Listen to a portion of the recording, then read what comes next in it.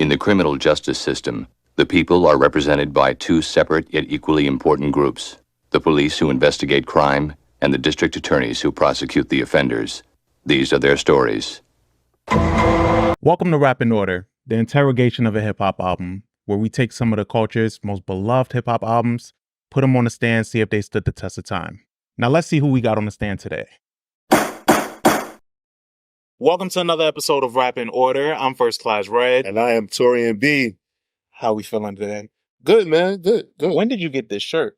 I pre-ordered the Future album. And it came in that fast? Yeah. Oh shit, I didn't even notice that it was here. Yeah, man. That's crazy. Like, usually, you know how album shit Oh, goes. yeah, Like, yeah, they take forever, especially like people like Travis Scott and Future. all them niggas. Yeah, Travis Scott. Look, I finally got Rodeo too. So Rodeo and Rodeo just came in too? Yeah. Oh, that's fire. Okay. Yeah. Now you got Elton John up here. Yeah, man. How we feeling? I'm feeling good, bro. Things are, the fall season's here and everything like that. So things are good.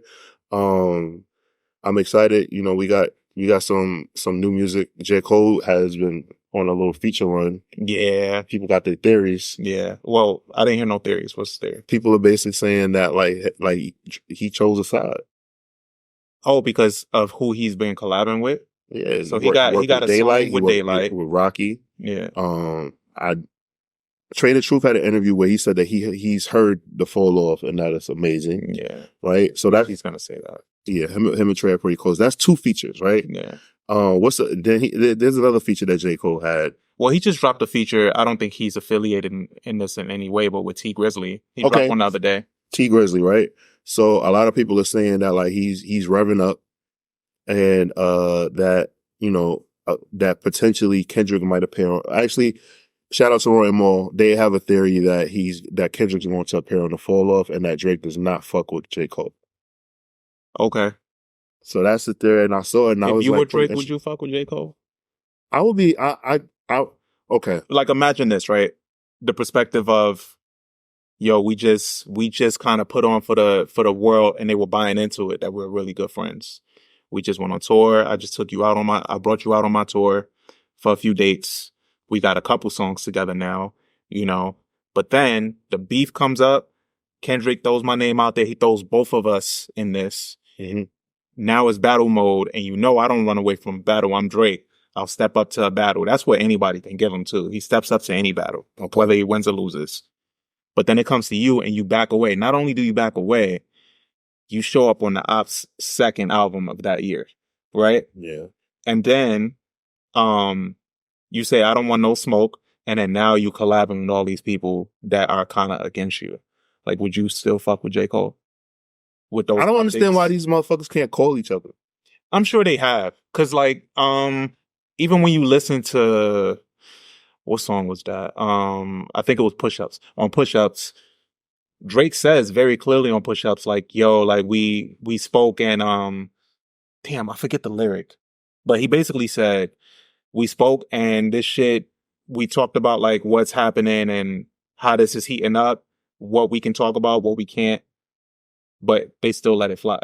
If I gotta find the exact lyric, but I know what I get what you're saying. I get okay. So to answer your question, for me, I would probably like try to, because I'm such a fan of rap and I understand the whole spectrum of this is a competitive sport. Like I'm not out here like trying to like have people chew in real life. I would not be upset. But I do understand, like, from Drake's side, like, this man is calling me a pedophile. Like, people that actually, like, believe this.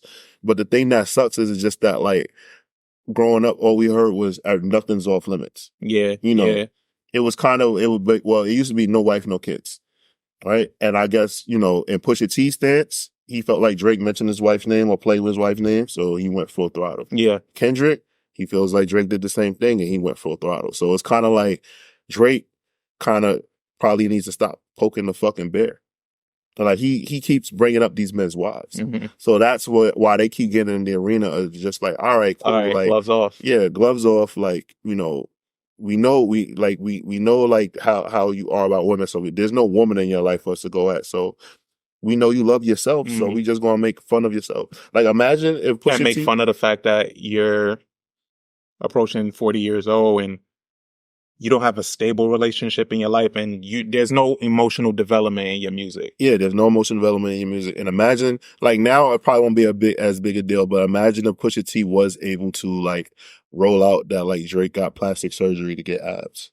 I think that's what he did say, something like that. Surgical something. He was alluding to it, but, like, imagine, like, he could talk about it. And, like, obviously that's still speculation because Drake hasn't confirmed it, but, like, that, like, imagine, like, Pusha T, like, rolled out, like, and had proof that, like, he either got liposuction, was on taking Ozempic, or got his abs sketched. Yeah. Yeah, but, which a lot of people already believe anyway, so. Right. So that's one thing in news. Another thing in news going on. Eric Adams got indicted. Eric Adams. I wish we had that flex bomb shit. Yeah. It's really funny to me. Like, I mean, Sarah gets mad at me when I say this, but I'm like, yo, if I was the mayor, I'd have been doing all that shit. I've been partying. The thing is, celebrities and shit. Yeah, but it's not even just that. He stole upwards of $10 million from New York City. So it's like a lot of the things that that he was supposed to be funding, he was pocketing. So like all of the shit, all of the course correction that he was responsible for, he wasn't doing. You know, train fares. You know, do you think that he was just doing what everybody else was doing, but he's the scapegoat? Maybe. I can't defend nobody else in this system. Like I really can't. I know there's a lot of shit that goes on, and we only get maybe 5% of it that gets exposed. Okay. And then we react to that, rightfully so, because we're exposed to it. But if he's getting exposed now for this, just imagine, like, and I get there sometimes in my mind where it's like, well, this is only a fraction of what we know. Just imagine. Like, think about this so much more. There's a lot more corruption. I guess he just made himself like an easy target. Yeah, he did. So I guess like that's like it's a lot of shit. I mean, when like growing up, for me in Detroit, our mayor was Kwame Kilpatrick, and the money issues and everything that he went through, he actually went to jail for all the like schemes that he was, and the money laundering that he was doing. So like, I can imagine he went to jail for years. So I can imagine the kind of shit that Eric Adams, like, Detroit is in no way on the wavelength and the path of New York City. New York is a much bigger, you know, target. But like, I can imagine the kind of shit that he was doing, you know, and getting away with. Okay. Are you familiar with Marion Barry, the mayor from Washington, D.C.? No, what happened? So he was the mayor of Washington, D.C., and they did a sting operation on him, and they found him in a hotel room with a hooker smoking crack. And when they broke into the room, like, he looked around and said, "Damn, this bitch set me up." So he went to jail. I'm not sure if he went to jail or like it was just like a scandal, but he got reelected as mayor. Oh shit. And people, and on the opposite end of that, to bring up Kwame again, people fucking love him. People love Kwame because he was so hood. He was the first mayor that looked like he was our age. He would wear Awazam while he's giving Awazam leather while he's like talking to the people. And that's how you pronounce it. My whole life I always say Alazam. Nah, Awazam. Alweezy. He would wear one of those while he's talking to the people. It's like, damn, this nigga's so cool. Like, you know, but they didn't want him there. And so as soon as they found something wrong with him or that he was doing wrong, it's like, gotcha. Wow. You know? Okay. Let's see what else is current. I mean, this is hip hop news, even though this is like gossip, but like, did you see the Cardi and Offset discourse? Yeah. You know, it makes you sad, right? Yeah, it's pretty sad for a number of reasons. So one, it's like, it's pretty embarrassing for Offset to kind of just to put that out there. Because, bro, when that kid is born, the internet, the internet still gonna be here. Yeah, the internet will be here, man. That's kind of is irresponsible as fuck to put that out there to your unborn kid, and it's embarrassing. It's embarrassing for that kid that wasn't even here, right? And now is here, and when they go to school and all of that shit, they gonna have to deal with that. I personally feel that, and call me naive, I don't think that she actually fucked somebody while she was pregnant. I think that when they were arguing, she said, "I'm gonna get me a new nigga. Like I'm gonna start talking to dudes." And I guess like in his mind, he was just like, "Oh, so you fucking like you doing this or whatever." And I guess like not answering the phone a few times, arguing and stuff like that. Offset has gone to her lives and like accused her of cheating before.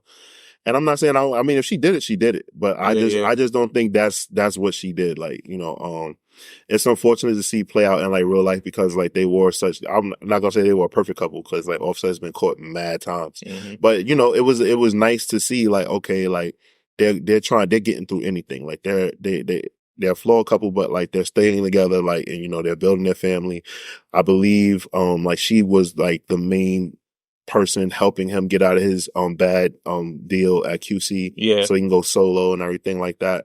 Like they really elevated each other in like many different ways or whatever like that. Like her star was rising regardless whether she got with Offset or not, but like dating a rapper that's in like the biggest rap group in the world, and then Cardi B like who was just like a fucking comet, just you know what I'm saying, from reality television to having Bodak Yellow to having an album where every song has like charted and like gone at least platinum. They managed to have these very public arguments that are just unfortunate. It's like, bro, why are y'all doing this? And then one of the last public arguments that they had, they turned it into a song. Right. Remember they did that. Together? Yeah, they made it a song. It's like, all right, well, let's see what comes from this. I'll also say this, and it's not funny to laugh at, but this shows like the juxtaposition between Atlanta men and New York women.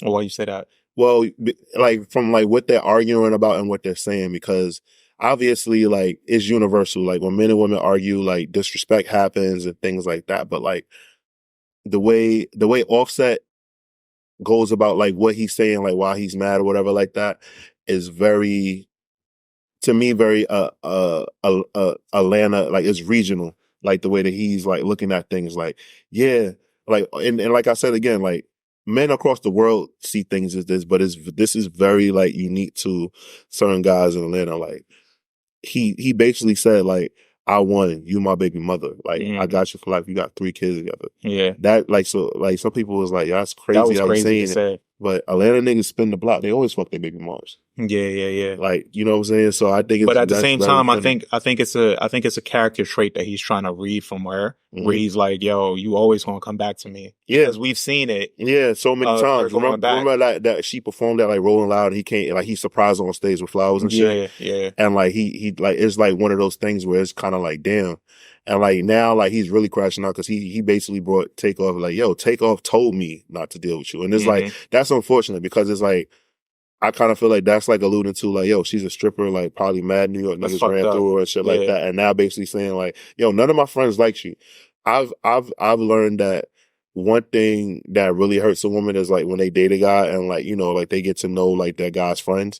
And then like when they break up, they be like, my friends never liked you. Yeah. Like that's such a mean thing to say because like, like they think like, oh, okay, like everything, like we broke up, but it's still going to be like amicable. And then you find out like these niggas probably like was encouraging you to do like shit that you had no business doing. It's just fucked up. It's a fucked up situation. It's a fucked up situation. And I feel bad for both parties, and I hope that by the time their kids are old enough, like the internet is different. They can't just research and see this.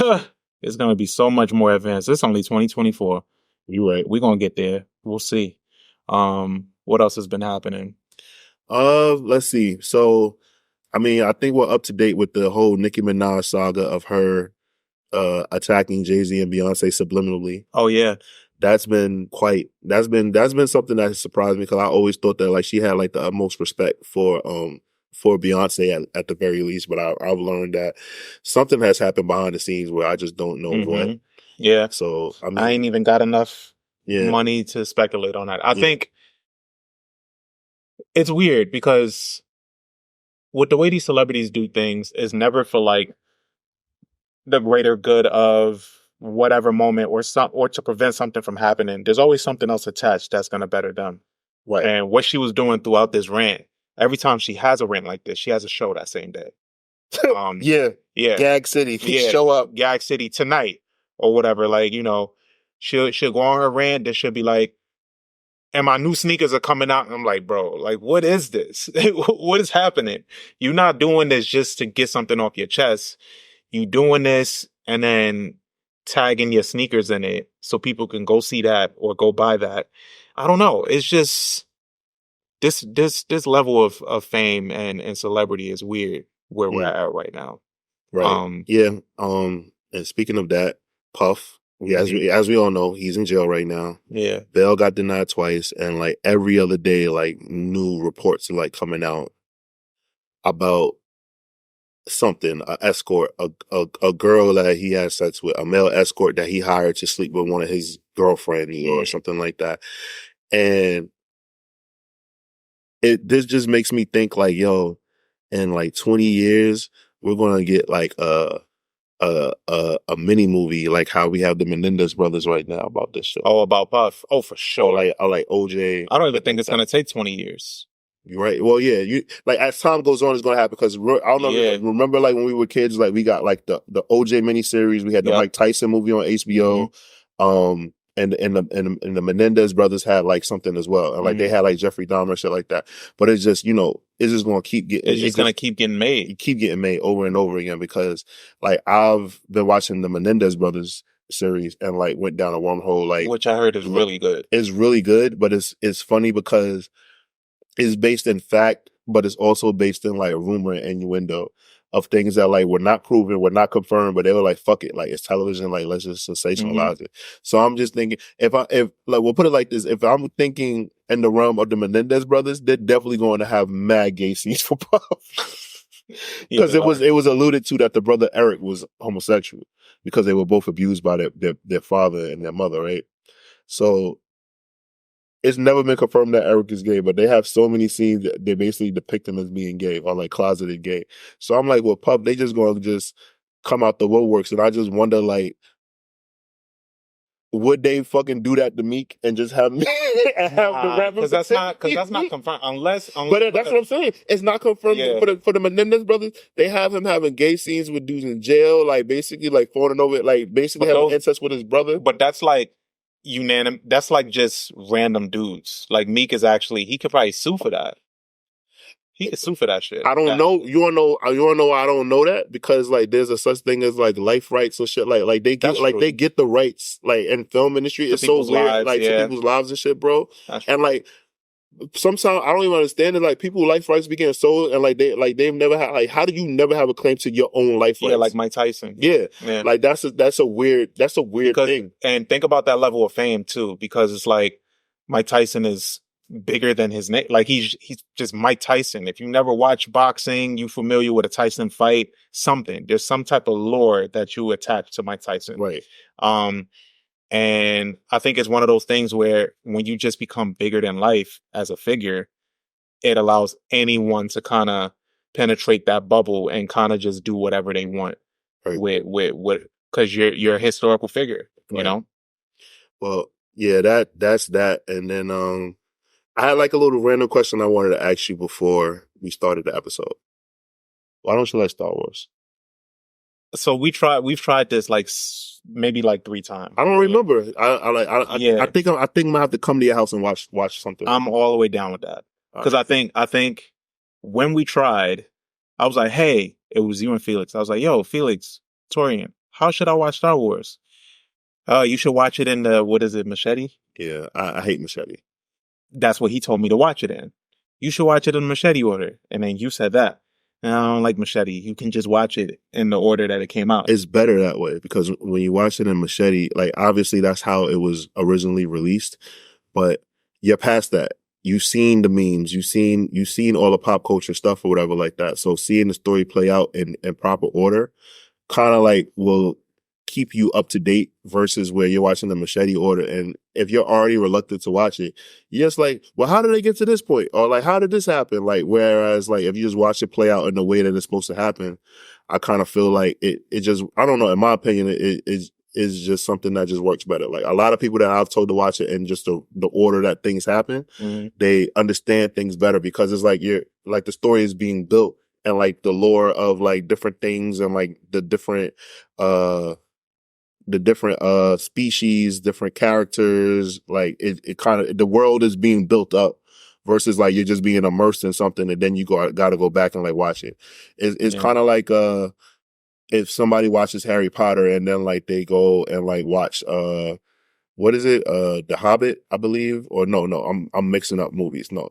If somebody watches what's the name of it? Oh man, now I can't think of the fucking the series or whatever like that. But like there's The Hobbit. Oh Lord, if you watch Lord of the Rings, but you if you watch Lord of the Rings first and then you go back and watch The Hobbit, like it kind of like throw you off or whatever like that, because you're just like you already know what happens. But you already know how to get to that point, and it kind of like throws you off. I also have a theory too of like people that really hold Star Wars close is because they grew up in a Star Wars household. I didn't. In some way. Did you watch it at all as a kid? I didn't. So my stepdad took me to see episode 1. That's the first story of Star Wars of the Skywalker saga. He took me, I was 13 years old, so me and my best friend Michael went to go see it. Fell asleep in the theater. There was too much dialogue, like we were kids, like we just, and we didn't, I was a fish out of water, I knew nothing, right? And it was a moment that my stepdad wanted to have the bond with me, and I felt so bad that he was disappointed I didn't like it, that like, I don't know, I guess I just wanted to like, I was like, no. So what I did was I like watched the original ones, like read up stuff, like went on like Ask Jeeves at the time. Jeeves, yeah. We didn't have Google. And like, so I learned, I educated myself on the lore, went back and watched it. And then like, that's like how like it started, because then when I was able to have like source material to talk to my stepdad about it and like ask him questions. And then as the other films came out, like that's how I became a fan. But like, I didn't live in a household with my stepdad until I came back home from college. Cause like I lived with my grandparents, then I lived with my dad, and then I lived with my mom, and then I graduated high school, and then my stepdad came home from jail. And then when I came home from college, that's when I lived with him. And like me and him would like watch movies together, cause like I didn't watch the Godfather saga until I was 19. So like there's certain movies that I just never saw because like, you know, they came out before I was born. So like it's certain movies I just didn't think to like go back and watch and shit like that. Right. And a lot of my source material was my aunt who would put me on to like a lot of film and stuff like that. So it was just like a matter of like the adults in my life like putting me on the shit and like me like picking and choosing like what I like. Like my aunt loved James Bond movies. Yeah. So like, you know, like I would watch like Sean Connery, what's his name? Richard Moore, I think. Yeah, Richard Moore. Yeah, and the other like James Bond movies, and then like GoldenEye with Pierce Brosnan came out, and then I was like, oh, this is the shit. Then I had the video game, so like things like that. So it wasn't a Star Wars household, but it was. I wanted to like connect with my stepdad on some kind of level, and like it just helped. So shout out to me falling asleep in that theater. It might have not worked. Roger Moore. Thank you guys. Thank you. Yeah. But at the same time, that kind of still goes along with what I was saying, because you at least had some type of introduction. Right. I had some introduction to it. Right. My household, my dad was a Trekkie, so like. Oh, your pops was a Star Trek fan. I watched Star Trek, so like I watched some of Star Trek, but it was like it was very much one side or the other. Yo, you wanna know what's so funny? Real quick. Star Trek, right? The original television show was boring as fuck to me.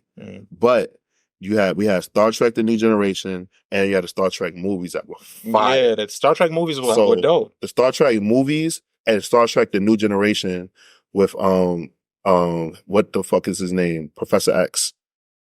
Patrick Stewart. Yes. Those were fire, and I enjoyed those. I tried to watch the original Star Trek from the 60s. Oh my God. Like, I get the lore and I enjoy, like, I was like, okay, this is cool. Like, I enjoy it, but I was like, the fuck? Like it's hard. It's a hard watch, bro. Cause it's mad outdated. Like, you could see like the zippers on the costumes and shit like that. But like, I guess like that's the charm of like going back and watching. That's true too. One last thing. Have you ever tried to watch MASH? Yes. Because I know when we were kids, for me at least, when MASH would come on, it's like, damn, it's mad late. I gotta go to sleep. Yeah, it's time to go to bed. So I have watched MASH and I don't understand why the show, like I understand the point of the show, but I never understood why that was one of the most watched television finales in their history. It's 11 seasons. From what I hear, it's amazing. One of my coworkers, shout out to Julia, she fucking loved MASH is her favorite show. Okay. And she's on a rewatch right now. And actually, she just finished her rewatch, and I was like, "Yo, did you finish your rewatch?" She's like, "Yeah," and I fucking was bawling my eyes out. It's just so good, and it just intrigued me because I'm like, "Damn, I kind of want to get into this." Good now. luck. Yeah, I mean, I'm gonna try. I told her I'm gonna try. It's funny because like, did you know that the show's considered a comedy? Yeah, yeah. And it's like it's just like very like, and I think it's hard because back then, unless like you like really were in tune with the dialogue, a lot of the dialogue isn't funny per se because it's like, you know, it's outdated. Mm-hmm. So if you don't have a laugh track, you don't even know when you're supposed to laugh. Yeah. But I've watched a couple episodes of MASH just out of curiosity. Mm-hmm. I have like, I might revisit that soon. yeah. But I'm trying to get Rob to watch Cheers since he loves watching Frasier so much. Oh yeah, that'll be a great connection for him. Mm-hmm. Yeah, word. All right, hard pivot. Yes. Today we're gonna get into this album from this rap crew that in my opinion, I don't think we got enough from, and I feel like just as we were getting settled into the content that they were doing, they kind of all started just doing their own thing, and I think we're accustomed to that, right? In hip hop, like crews don't stay together forever. It's kind of like it's the training wheels for them to do something else big when they go on and do their own thing separately. Right. So I think with this crew, that's no different. Harlem-based ASAP Mob is who we're talking about. And we're getting into Cozy Tapes, Volume 1, Friends, which was released on Halloween in 2016. Cozy Tapes Volume 1 is the debut album from ASAP Mob, which consists of ASAP 12E, Ant, Ferg, of course, Rocky, Nast, Ty, Lou, Bari, Playboy Cardi, are just some of the known names. And it consists of guest appearances from Juicy J, Wiz Khalifa, BJ the Chicago Kid, Tyler the Creator, Yachty, and a bit more. The album serves as a tribute to ASAP Yams, who you'll see when you look at the album cover. They pay homage to him with the baby picture. Mm-hmm. He was working on a project called Cozy Tapes before his passing, so this is the ultimate, homage. Rocky has compared it to Rough Riders Volume 1 and Diplomatic Immunity. And he described the album as rap punk meets alternative underground. What were your thoughts on Cozy Tapes Volume 1 when it dropped? I was very excited to like hear it because it was explained to me that like, Yams just had like a vast love of music, and like that's pretty much what his Tumblr page was like dedicated to, that and like really cool quotes. So like I was just like curious to like hear it, and I was excited because I like 12E and Nast are like two artists that like I really wanted to see a lot from. So I was like, all right, cool. Like this must be the project that's going to elevate them. Like, cause if I'm not mistaken, their mixtape is kind of what like that had work on it. And that pretty much like shot Ferg into the stratosphere and made him a star. So I thought that my thoughts were that, Cozy Tapes is what's going to launch Nas and like 12E to be like very like big stars and everything like that. And, it kind of fell flat on that. Mm-hmm. Like Playboy Cardi went on to become like, he has like a cult following, but I don't think the Cozy Tapes is what did that for him. Mm-hmm. But yeah, I remember that. And then like, I remember like, remember I went to the first ASAP Yams Day. Oh yeah. At Madison Square Garden. Mm-hmm. So that was that cool. January of that year? It was January. Yeah. Mm-hmm. It was January of that year. It was a cool experience. Like, I mean, like everybody came. Kendrick came. The Weeknd came. Like, Tyler Creator came out at the end. Like, they had so many. It felt like a playlist of like all his favorite like artists and people that he fuck with. And there were so many artists that like Yams connected with. I kind of like became like curious. I'm like, them niggas' business wasn't right. Mm-hmm. And I know that, counting people pockets. It was getting like there. It was getting there. I guess because it's like, all right, I know Rocky's the artist and like he's signed and everything like that. But essentially Yams was the fucking, the DNY to their Rough Riders. Like, yeah, you know what I'm saying? Like he was the Irv Gotti. Like but like, it felt like ASAP worldwide, like it just wasn't. He was the tastemaker, like how Westside Gunn is, right? But it didn't feel rapping. It just didn't feel like Yams was reaping the benefits of what a lot of the things that was his brainchild. Yeah, but I think the unfortunate thing was he was in the process of figuring it out. Like, I think a lot of it was and what worked for him and his branding and his aesthetic was that everything was so in the moment. Like we would watch him curate things in a moment. We would watch how they go from those ideas into actually being executed. And I think Kosi Tapes was one of those things that he didn't get a chance to see through. So it would have been a lot different. But um that's what was just so cool about his aesthetic and his approach. Right. So yeah, that was just like truthfully like what my thoughts. I was like, damn, like, you know, like obviously I was kind of pop. I was like, Yams should have been he should have been rich. Bro, he was on like 26. Yeah, like he was 26. Like I know like Yams in the rap, but I was just like I guess the difference is like Tyler was like a producer and like Tyler was a producer, as an executive producer and an artist. Mm-hmm. Yams was an executive producer and the A&R. Mm-hmm. But I just felt like I'm like, why? Like he can quarter, like he has an eye for talent. Like I just felt like he should have had a corporate job at a label. And I guess the thing that kind of like was what held him back is that like he was a drug addict. Yeah. So like unfortunately, like he was. Like he had like his shortcomings, so I guess like that like fucked him up, or like people didn't take him seriously, or opportunities didn't come for him. Mm-hmm. And it's like it sucks because it's like, you know, like Yams was fucking brilliant, and I think that Yams probably would have been like the next great executive. But I can see him sitting at a table with somebody big and it being posted on Instagram of like a major deal happening. Yeah, like something like that. I just think that like because you like this, like Yams' story is that like he would like pretty much he would stamp artists. That's why like Uzi, Skepta, like there's so many artists that were like on the come up that he like fucked with, and like he pretty much was fucking Professor X. He collected his X-Men and put his team together and shit like that. Yeah. Like he had the vision. He quarterbacked that whole shit. He came up with everything for like what they were supposed to do, and I think that's kind of like why like certain things like got squandered and like kind of like went out the way. Like I think like if Yams would have been able to like to get like his addiction under control, at least, like I think that a lot of the members would have been a lot bigger and further. And I think like a lot of their discourse, like their infighting, it probably still would have happened, but like he probably would have been able to like wrangle everybody together because he was like the link to everybody. Mm-hmm. That's the unfortunate thing, and they didn't really get a chance to grow outside of him. Yeah, like I just think ASAP Mob should have had a way longer run, and like more stars could have come out their camp. Even Yams Day isn't even every year.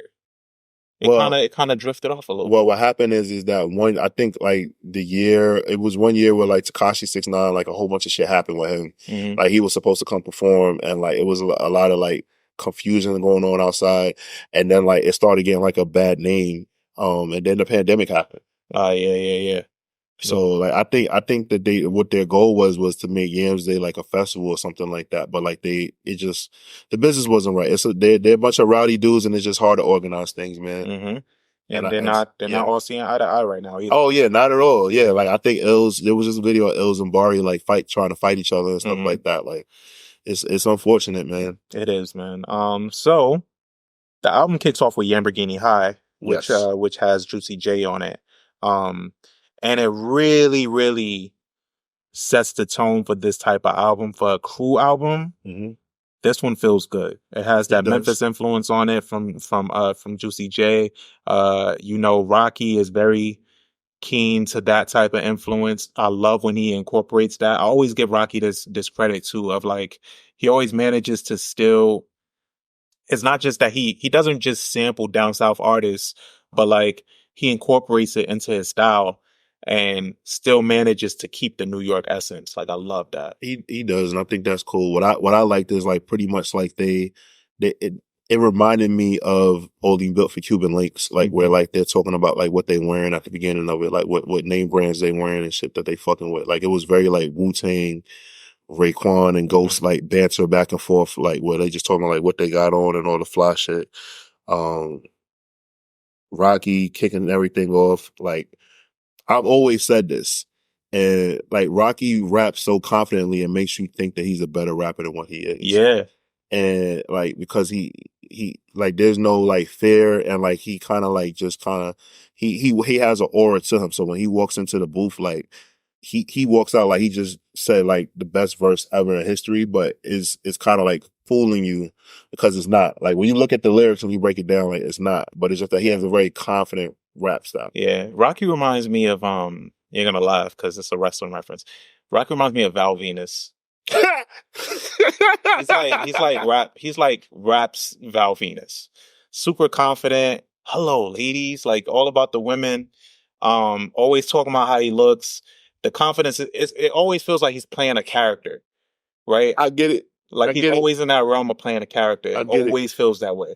Like he'd take your girl. Like that was Val Venus all the way. Like that's Rocky very much like he just has supreme confidence, and I think that's what like draws women to him, and that's what draws other people to him, and everything like that. That's why he's able to like step in rooms with certain people that she would think like, oh my god, like what the fuck are you even doing in here? But like, I enjoyed that. But I also like love the fact that like Nas is on this shit, and it's really frustrating because I really, really thought Nas was next up. Like he was going out to London, like fucking with the fashion shit, and it's like I think Nas is too cocky for his own arrogance because he knows that like he's influential and shit like that. But like, I don't even think we've got a proper full length project from Nas. No, we just get songs. I think he's pivot though. He's fully into fashion right now, and he's making strides there. He had like this beef with Tyler fairly recently. I don't know if it's squashed, but they have beef concerning this fashion shit. Tyler is in the fashion shit now, and he got his clothing line and everything like that. But yeah, Nas's impact, I think he's kind of just put rap on the back burner. At this point, I get it. I guess for me, like, because of Nas, like, that's how I learned who Skepta was and shit like that. Yeah. Skepta. Yeah. That's what I just think about. Like, man. That takes us into Crazy Brazy, which features Rocky, 12E, and Key, who's been out here for Fat Man Key. Yeah. So, this one was another good one. This sounds like Ferg should have been on it to me. Yeah, I agree. Yeah. Fat Man Key and Rocky, that back and forth, I really enjoyed that song. 12E should be a fucking star, bro. 12E still releases really good music too. He does, yeah. He does. Which is crazy that he's not being talked about like that. Way High sound like some Bone Thug shit. The features Wiz, Buddy. It also put in perspective for me how long Buddy has been out here, and he's still not like popping like how he should be, because he makes really good music. He sings, he raps, he does both really well. He always has great production. Why do you think that is? I think he's not doing enough to like stand out. I think that's just the case with a lot of these artists, where like they making good music, and good music is supposed to be enough, but these days it's just not. Like, I think there needs to be something else. Like, he's funny too, though. He's funny. If you follow him, you'll see a little bit of that. But, you can't just put music out and just disappear. Like, it's kind of the same case with, I was going to say it's the same case with Vince Staples. Vince Staples is funny. People love him. But that side of him has overtaken the interest in his music. Yeah, I get what you're saying. Because his music doesn't cut through like the way his personality. His music is amazing, right? And like he really like his rap and like his persona, like when it's a difference is complete like night and day. Mm-hmm. For Way High, I was a little disappointed because that song is dedicated to drugs, and maybe I'm just being like a stickler. I don't know what, but like A$AP Yams, like, he accidentally overdosed. So it's like dedicating a song to drugs and shit like that. It's just like, come on, man. Yeah. It's too soon. But my only assumption is just that like maybe this was a song that like I'm pretty sure like a lot of these ideas or songs was like something that Yams handpicked. Mm-hmm. That reminds me of that Future lyric that I always kind of was cringe about. It's like, long live A$AP Yams. Long live A$AP Yams. I'm on that purple right now. Like, and it's like, why would you say that's how he died? Yeah. Like, why? What do you mean? Yeah, sorry if I'm being like a Debbie Downer watchers, but it's just like, because he could still fucking be here. So it's just like you hear it and like you understand like greatness and shit, and it makes you sad.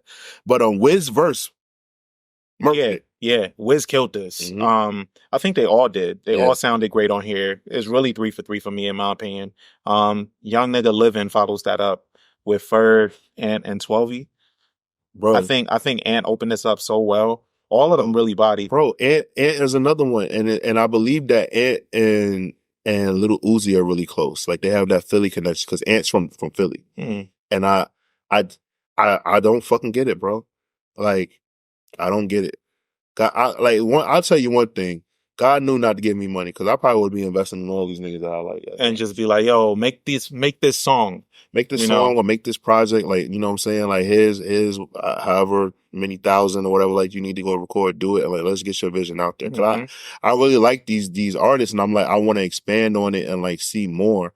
Like, especially, like, I know that they got to be creative because it's like, you know, I'm pretty sure that Rocky and Ferg, like, respect these men that are around them and shit like that. Like, and I'm pretty sure, like, they be vibing off each other and shit.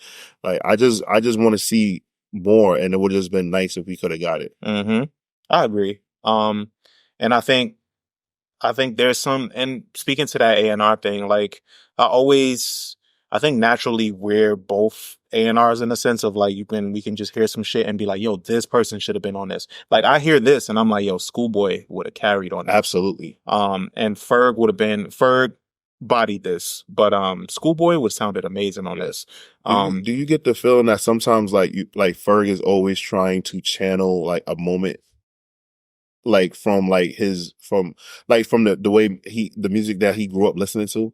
Yeah, absolutely. Okay. I think he knows that it's the gift and the curse of knowing that our generation is nostalgic, right? So, like, you'll see Ferg get into a bag and he'll sound like Busta Rhymes from the 90s, or, like, he'll make these slight references to those times, or he'll dress a certain way from that time. Like, he definitely gets, he gets experimental in that sense. Okay, cool. Yeah, for sure. Next up is Nasty's World. Oh yeah, Nasty World featuring Nast, and it's credited as Onyx, featuring Onyx as well, but Due to knowledge. Yeah, it's just Fredro Starr. Due to knowledge. Yo, that was an insane lie. Listeners, if you don't know what we're referencing, Fredro Starr from Onyx years ago, he said to, I believe, was that Vlad? He was having an interview with Vlad, and he told Vlad that Onyx was the reason why Michael Jordan shaved his head bald. And Vlad was flabbergasted. He said, really? He said, yes, nigga, like, due to knowledge. And he tried to, like, build a timeline off of it. And it's like, bro, come on. Come on, bro. I don't even think Mike listened to rap like that. Nah, we saw on Last Day, that nigga was listening to Kenny Lattimore and dropping 50 on niggas. Mike does not. And you know the famous story about Chameleonaire trying to go up to Mike for an autograph. He don't fuck with rappers like that. That is funny. They used the James Brown "It's a Man's World" to open it. That's the opening sample. I think that having Fredro on the hook is a flex. It is. And I'm sure that was Rocky's call. Rocky's so good at those type of things. He's so good at picking someone and putting them on a song that nobody's thinking about in the moment. It's very true. No. I think that this song could have been, like, on Nas' whole album, on his debut album. And I know, like, man, I'm gonna let it go. But this could have been like his single. They should have put this song as a single. They could have. Also, Joey Badass would have sounded really good on Oh, my goodness. Yeah, Joey Badass would have sounded great. That takes us into Money Man. And we're going track for track because the album is pretty short. But we're going into Money Man, features Rocky, Nast, and Bari. I think this one is another heater. Yeah. And a great opener from Rocky, too. Yeah. I think, and it's like you said, like, these people, as you listen to this, Bari, we haven't really heard enough from. Nast, I think with this crew, like, we just, and you get this far, we're 6 tracks in, and you don't really hear that much from these people to kind of bring their personalities out. And that's, like, the gift and the curse of a crew album. Yeah. Because, like, you can only get but so many bars when you have such a big crew. Agreed. So that's unfortunate. But it's good either way. I think this also takes us into Put That On My Set, which has Skepta and Rocky on it. And this was the preview for Rocky and Skepta's chemistry on record. Yes. Because what's that other shit that they have that went like diamond? What is it? Okay. Also, praise the Lord. Praise the Lord. Yeah.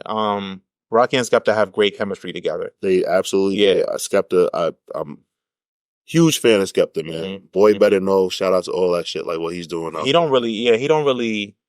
Skepta don't really care about the rap shit like that. Like he's been DJing lately a lot. Yeah. Because I think overseas, like they don't like you don't have to constantly put out shit. Like you put out some shit and like they'll ride out to you for like 5 years. Yeah, and that's just what it is. And he's still over there and he's killing. He can do whatever he wants. Like he models now, and I think he's about to be in some movies and shit. Oh man, so he's killing. He's that dude. He's set. You have anything on this skit? Nah. Yeah. All right. Motivation foreign. That which is a proper setup for London Town, right? Which features Playboy Carti and Rocky. And it just reminded me how far Playboy Carti has came because he doesn't sound like this at all anymore. Oh, he doesn't even use. You don't use words no more. Yeah, this is the Playboy Carti. What was the song? In New York, I'm Millie. This is that wave. Okay. Magnolia, that's what it was called. This that wave of Carti where I was like, oh, man, this guy is really good at picking beats. That was around that time. But yeah, he doesn't sound like this at all. It was before he got all I won't say weird. He got experimental. He got more mysterious. All these artists he turned into Dracula. Yeah, he's just yeah. But now he's in this throwback type vibe now. You see him lately, he's been wearing throwback jerseys, wearing them backwards, and like the generation that follows him, they probably think he's a trendsetter. That's going to be the frustrating thing about it. They're going to start wearing their backwards jerseys thinking that they copying Playboy Carti. You're right. That's the I mean that it happens. It happens. Yeah. Up next we have Runner. Runner features Uzi and Ant. Yep. Connection right here. Yeah, such a product of his time. A lot of the music today still like kind of sounds like this and dips in and out of his sound, but this is so 2016. Yeah, it's just like also is like very like mindless song. You can just like zone out to this shit and like just not think about anything because that's all that was today. Yeah. Bachelor features Offset, Made in Tokyo. Lil Yachty and Rocky. Yachty did his thing on here. Offset like raps on this shit, and this was like one of like his like first like solo features. Yeah, outside of the group. So and his ad libs, like it, like he, you know, he brought that Migo shit to them or whatever like that. I thought that was pretty cool. So like this was like the beginnings of. This was like the early beginnings of. Like, okay, Offset's going solo soon, or like he can hold his own as a solo artist. This is when people started thinking about it more. And then of course we close out with Telephone Calls. Yes. I want like what I wrote is it made me this song was excellent. Tyler Creator Watch Everybody. Yeah. I want to know what is Rocky's role with Playboy Carti now. Like I know Carti like it's his own man, but like Rock like suppose like they it was presented before that like he was signed to ASAP Mob. Rocky discovered him. He's still signed. He's signed to AUG. Okay, he's still signed to AUG. So like like I just wonder like how hands on is Rocky with him still like right now. I'm not sure about how hands on he is, but I know he's still involved in some way because he's signed to AUG. He had when Rocky had his interview with GQ like last month, he mentions like I just knew that Playboy Carti was they asked him something about Playboy Carti and he was like, well, he's the music now and we had that vision then and you know it's cool to see it play out how it's playing out and how we envisioned it. You know, it's basically his answer. Okay. Because he was like, I'm not gonna call him like the future because he was the future then. Like he's now. Right. You know? He's now. Okay. This was a good closer. And like I said, like Tyler Creator, man. Like yeah. It's also just cool to see when you take a look, when you kind of zoom out and look at the features that are on this album, this was almost 10 years ago. And all of these people outside of the crew are still Yeah, they're still relevant, doing their thing, and it was kind of like, okay, these are going to be the guys that are going to do shit for the next 10 years, and they got it right. And they're still here. Yeah. You know, you got Tyler, who is like hotter than ever. Offset can't stay out of the news. Yachty can't stay out of the news. Still relevant. All of these people. Mm-hmm. I remember when I was watching ASAP Yams Day, I realized that all these niggas got special handshakes. I was like, yo, when did these niggas have time to bond with a fucking handshake? Like, I realized like all of these niggas like deemed themselves pretty much like unofficial members of ASAP Mob, right? So I just realized this. So the first ASAP Yams Day was way bigger because like that was like that was at Terminal 5, and I went to that one, right? But then the one at MSG was more polished up. They had a wrestling ring and that shit, all that stuff, and like they had like. The merch was fucking crazy. They had so much merch. I regret not buying up all the fucking merch that they had. But I'm because I remember like where I saw everybody doing the handshakes and shit. I saw Uzi come on stage and like I'm like, yo, these niggas everybody got handshakes. I just thought that was fucking fire. But yeah, man. Where you getting to your rating? Yeah. I give this project a 3 out of 5 waffles. It's a decent project, cool features, everything like that. It's kind of you can definitely tell like it came out of the brain of somebody that just has like a very like vast like love of music, and you know like it didn't reinvent the wheel or anything like that. It's a cool listen. Maybe I'll revisit like 2 to 3 songs off the project. Yeah, but that's it. I think it's an average album, but not average, like more so on the good side of average than the bad side. So that's why I give it 3, right in the middle. Yeah, I agree with that. I can even bump that up to a 3.5. I think it's pretty. This is a pretty enjoyable tape. It's unfortunate that we didn't get the camaraderie that they were trying to display. You know, it doesn't like fully shine through on this album, but they're capable of making hits because it's all through this album.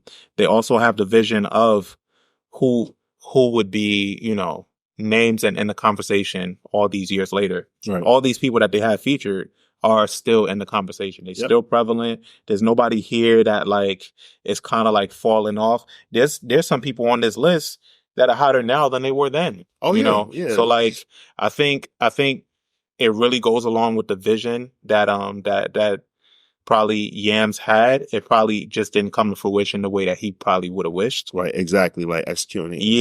Yeah. But yeah, man. I think, and I don't know who's to blame for that. You know, I just think there was probably too many personalities to manage and get this shit right. Yeah, how they wanted it. I wish that like they could have had somebody like kind of like, I guess like guide them or like mentor them, like to like try to like keep them together as a unit and like try to like get more out of it. Or like maybe like I wish that like RZA would have maybe been like, yo, this is what's going to happen. You guys got to like follow a plan and could have like helped them or whatever like that. And maybe we would have gotten like more out of them as solo artists as well as a group. Yeah, agreed. Because I think that RZA would have been the perfect person to talk to. And like help them with that, you know, or talk to like DNY, Rough Riders and stuff, and just give them like, you know, a little bit more of the blueprint. I know that Yams looked up to a lot of artists and like he was able to like chop it up with people and shit like that, but I don't know if like he got to speak to DNY and RZA because like they had rap crews. Yeah, that's true. I'm pretty sure Rough Riders Volume 1 and Diplomatic Immunity were on the vision board. Oh, absolutely. As Rocky name check. Absolutely. But this doesn't when you look at it outside of the camaraderie, because that's what I like to look at with crew albums. I love to dive into the camaraderie. With those albums that I mentioned, you get that camaraderie, especially with Diplomatic Immunity. But you don't get that here. You just get good songs. Right. So yeah, I'm comfortable to 3.5. Taurian's going with 3. But check this album out, of course, and let us know what you think. I'm First Class Regg. And I'm Taurian B. And we're out of here. Catch you next time. Dun dun.